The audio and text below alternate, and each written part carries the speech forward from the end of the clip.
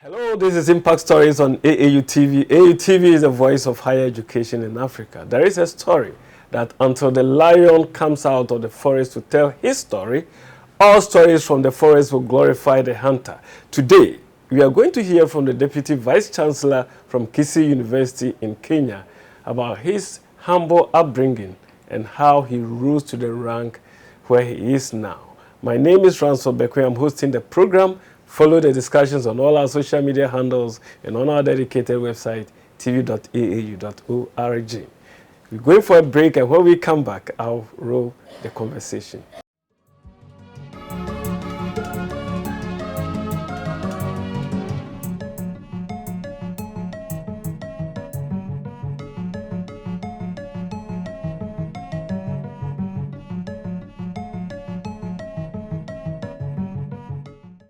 Welcome back from the break. This is Impact Stories, and I'm here with the professor who has traveled all the way from Kisii University to come and feature on AAU Impact Stories. Prof, welcome to AAU Impact Stories on AAU TV. Thank you very much, Transford, for having me here. Yeah. It is a pleasure to be here in Ghana. We in Kenya have a very soft spot for Ghana, based on what the late His Excellency Kofi Annan did for us in 2007, when the country was literally tearing apart. So it's my pleasure to be here in Accra, Ghana. Thank you. Thank you very much, Prof. Today we're going to talk all about Alfred Shitandi.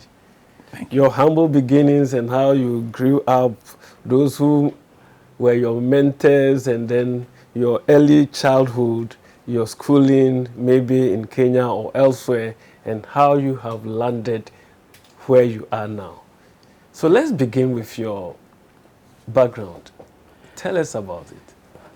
Yeah, thank you, Ransford. I grew up in Kenya now slightly over 50 years ago. As you rightly put it, from very humble backgrounds around the lake shores of Kenya, Lake Victoria in Kenya. That's where I was born. I did my early schooling in a town which was called Kisumu, and I'll always be grateful to my mother. She's the one who raised us up. She valued the importance of education. And she made a lot of sacrifices to take us to school. She came up with the idea and notion that since virtually the entire education setup was administered in English, we had to learn first the language. And so she sacrificed to take us mainly to schools which were owned by people of the Asian community, first to learn the language, because she said that if you master the language, then you'd be able to succeed in your education.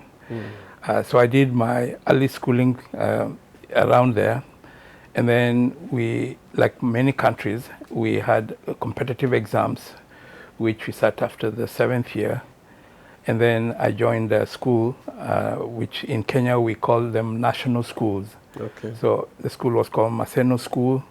That's where I sat. I was there for 6 years, O and A level, before I transited to a Kenyan university, which was called Egerton.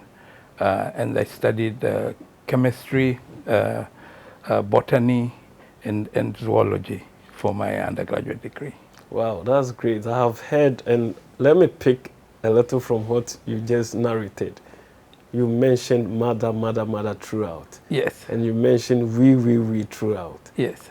Where was that, and how many of you were part of the we? Yes, my father was around. Right now he passed on. My mother is still alive. But he was a civil servant, and he used to work in different towns within Kenya. And I think they took a decision to let us remain with my mother. So we were three of us initially. We were all three 3 boys, but later on we had another 3 who were born. So when I talk of we were initially 3 who were with my mother. Okay. Yes. Okay. Now you were born in Kisimu, then you went to Maseno, and then you go to Egerton. Yes. Right. Growing up, education. Your mother was very, very keen on you getting educated. Who was mentoring you? What career did you have in mind when you were a kid? Yes. When I was growing up, I wanted. Initially, I was very interested in becoming a medical doctor. That's where my interest was in. And in many respects, I never envisaged that I would go to the education sector and be a university lecturer. And within the town when we were growing up, my mother also availed some form of mentorship through mainly church-related individuals who would spend time with us, because as I've said, my father, while he would provide financially, many times he was not physically there. But my mother felt the importance of having a father role in our lives, and this she provided through the church. Yeah. Right. Okay. Now, Mom was providing the overall paternity care. Yes. Let me put it that way, because Dad was away somewhere else. Yes. In school, were you given any leadership role to play? Were you a class prefect or a school prefect that actually built you to become who you are today? Yes, I had. I was lucky when I went to my school.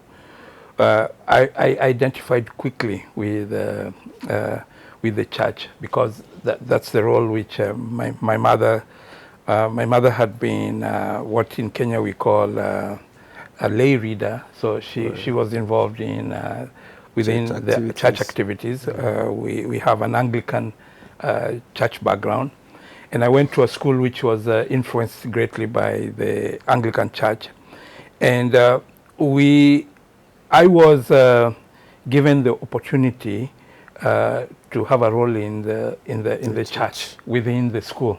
Right. In fact, Ransford, one of the things which they trained me was to play music. And for a long time I wanted to be a musician. I thought I would play the keyboard. The keyboard. Yeah, but my father could not hear of that. He would ask me, since when did you see musicians earning a good living?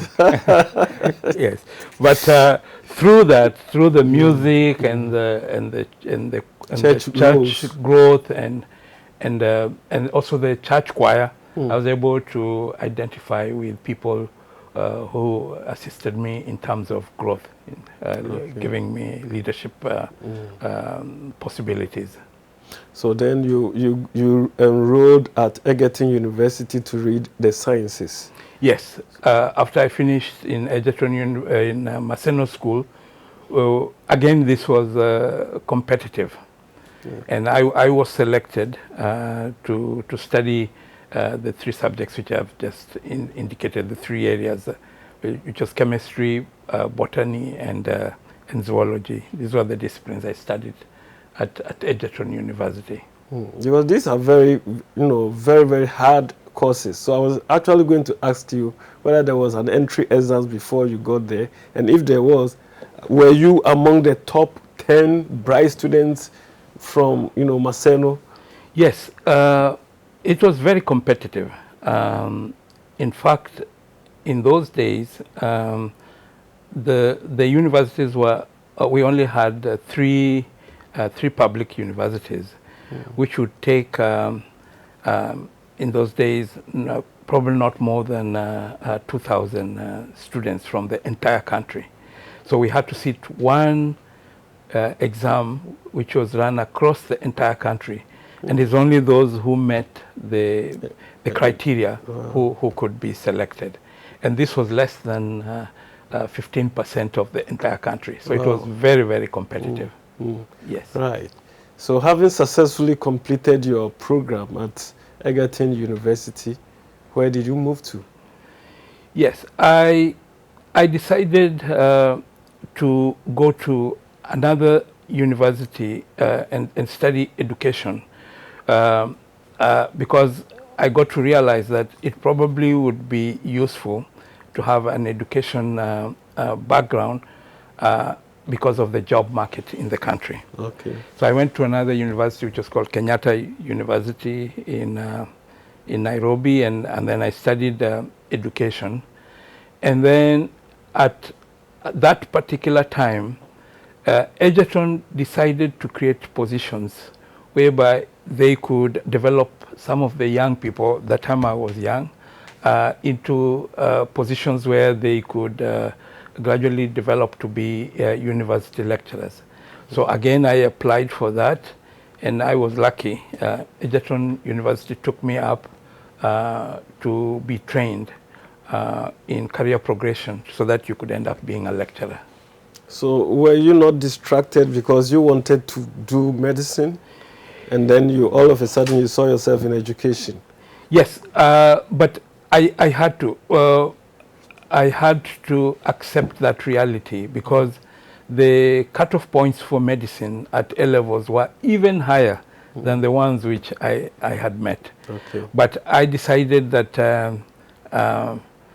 this was also a career, and I am grateful to having made that decision because many years later I never knew that I could be a university professor in an area which is microbiology, which also services the medical school. Wow. Okay. Yes. That's great to know. Yes. So then you got appointed at Kenyatta University? At Egerton University. I was recruited. You were recruited in Egerton University okay. After completing Kenyatta University. Right. And it is through that I managed to get a scholarship and went to Sweden. Okay.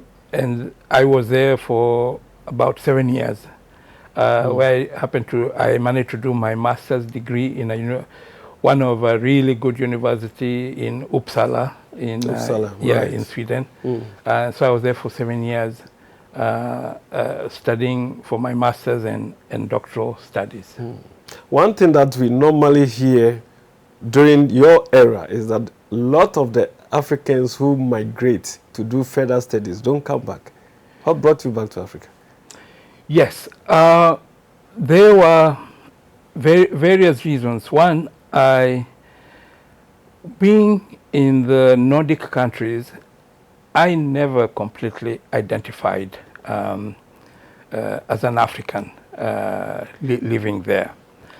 Also around that time, we were lucky, or rather I was lucky, that South Africa had just gotten independence, and they were looking for faculty members of African descent who could go to South Africa to assist in developing their curriculum. Wow. So they came recruiting in Sweden, and to me that availed an opportunity to go to South Africa, and I was in Cape Town for a couple of years. And having been in both societies, I always felt that I could perhaps contribute more in Africa. Wow, that is very Pan-African. Thank you. Thank you very much for coming back to Africa. Right, so from Uppsala, you came to South Africa, you were there for 2 years. Yes. And then you came back to Kenya. Yeah. Where you went back to Kenyatta, or you went to Egerton? I went to Egerton. You went to Egerton? Yes. Okay. Actually, I had hoped I would have a longer career in South Africa. They had also very excellent research facilities in Cape Town. But around that time, I got to learn of my father's illness. My father developed cancer, and he reached out to me because I happened to have been the eldest. And he told me that he would like me to be near him. And in the African tradition, being the elder one, later on my father passed on, you assume the mantle of headship of the homestead.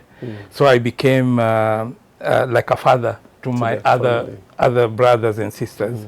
And I felt that it was time to come back home. Yes. Well, welcome home.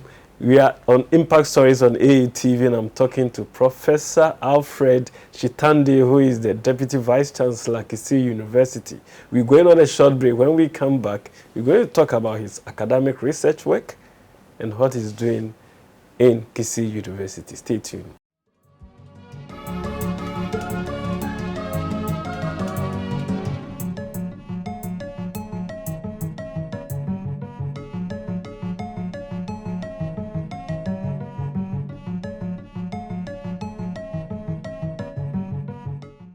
We're talking about the life of Professor Shitandi and how he rose to become a lecturer and traveled all the way to South Africa and then came back to Kenya because of his love for family. Now in Kenya, you went back to Egerton University. Correct. As an academic. Yes, that's correct, Transford. I went back to Egerton University, and I continued with teaching and research career at Egerton University, where I was for close to 16 years. And so I was involved in teaching of undergraduate students and postgraduate students, and I was able to rise from a position of lecturer to a professorial position at Egerton University. Wow. In the area of microbiology. Wow. Yes. Well, we know that as for academics, if you don't publish, Yes. you perish. Yes. How many publications do you have? I'm having close to 92 publications. 92 yeah. publications in peer-reviewed journals. In peer-reviewed journals? Yes. Congratulations. Thank you. Wow. And you still keep writing? Yes, I still keep writing. But you're in an academic position now? Yes, I'm in an administrative position. Administrative position, actually. Yeah, but I still have students whom I work with on research projects. So I continue researching and publishing together with my students. I still keep applying for research grants to support that research area. Yes. So how do you blend your leisure with your, academic work? Because it looks like you are doing administrative work. Yes. You are doing academic work. Yes. And of course, you may have a family. Yes. So do you have time for yourself? Oh yes. You have to learn to have that balance, and family is very important to me.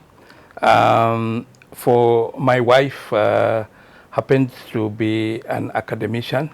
Unfortunately, I lost her last year during the COVID pandemic, and we have one child, a daughter, and I'm very proud of her because she's an advocate. Having gone through the law school. But over the years, my family was very central to me because Ransford, one thing which I learned over the years is all these other things will eventually cease, but you go back to the family. So you have to struggle to always build a relationship with them. I see your passion. Yes. And may the soul of your wife rest in peace. Thank you. Okay. Now it looks like your daughter may be independent from you. Yes. So you may eventually be living alone. Do you cook? Oh yes, I do.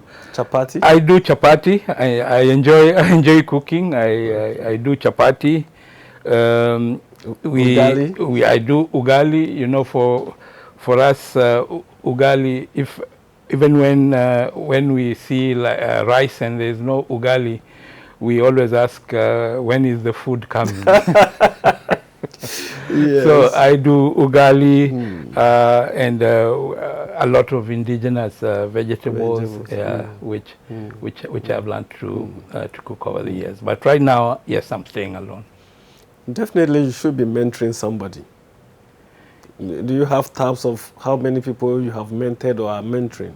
Oh yes, I've mentored quite a number of young individuals over the years, and to me,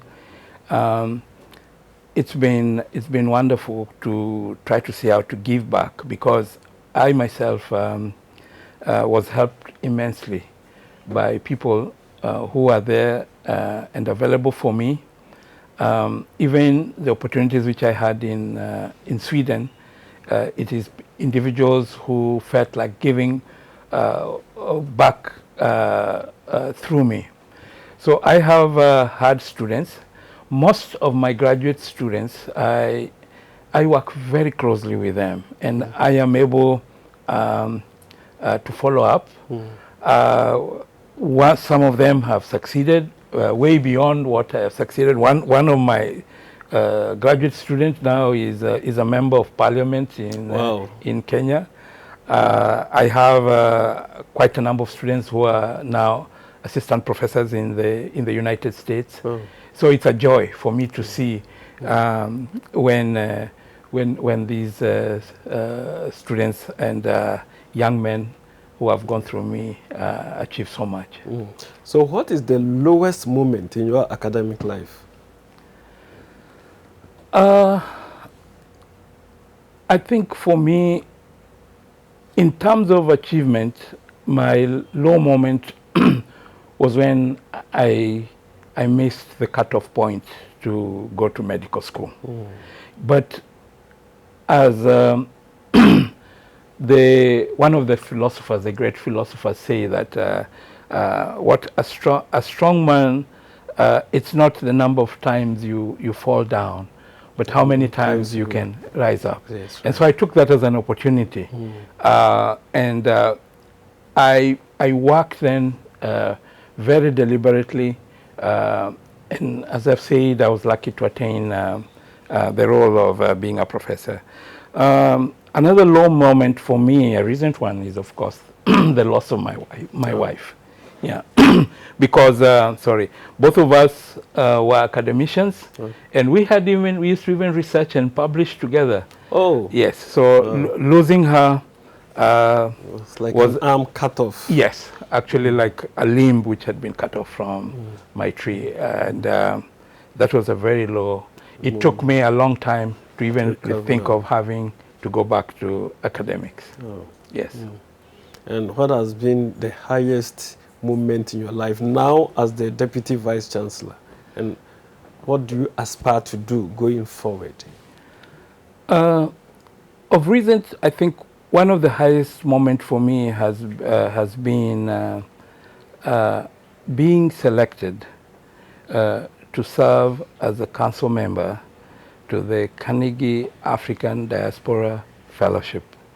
That was a very uplifting moment for me, because for the years I've been in working for Kisii University, I made serious efforts to see how we could advance in terms of internationalization of our academic program, and also in terms of putting in place strong partnerships, and it is through that effort that I got involved with the diaspora, and so that was a very uplifting moment for me, and I am grateful to be able to serve as an advisory member of the board.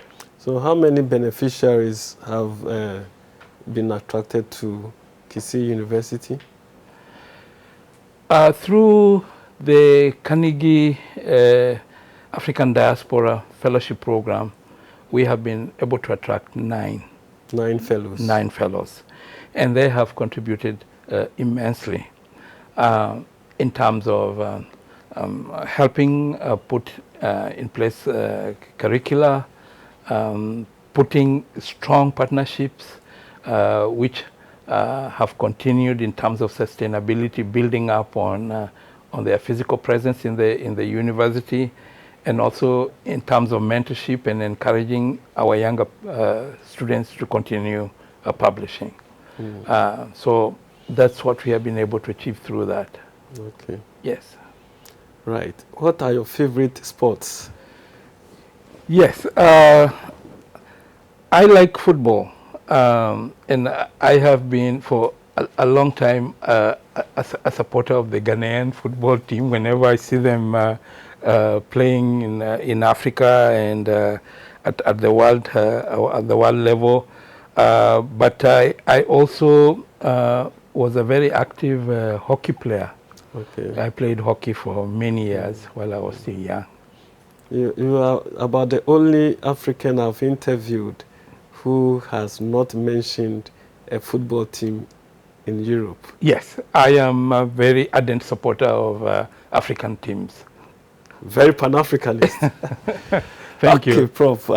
We are wrapping up our discussion, and we are very grateful to have you on our platform and for us to hear from you and to also learn from you. If you were given a chance to advise young upcoming students in the medical field, what would you tell them? Yes, I would give them the same advice, more like what I learned over the years, that in many aspects you have to be very deliberate on how you make your career progression. And you should never let any failures, any areas where you stumble, put you down completely. As I have said, you need to always tell yourself that that is just an aspect which should be a learning experience to enable you to stand up and become stronger in the determination you have, the area which you want to pursue. Thank you. Thank you very much, Prof, for coming, and thank you for gracing this program. This is where we bring today's episode of Impact Stories to an end. Continue to watch other programs on AUTV. Take care and bye.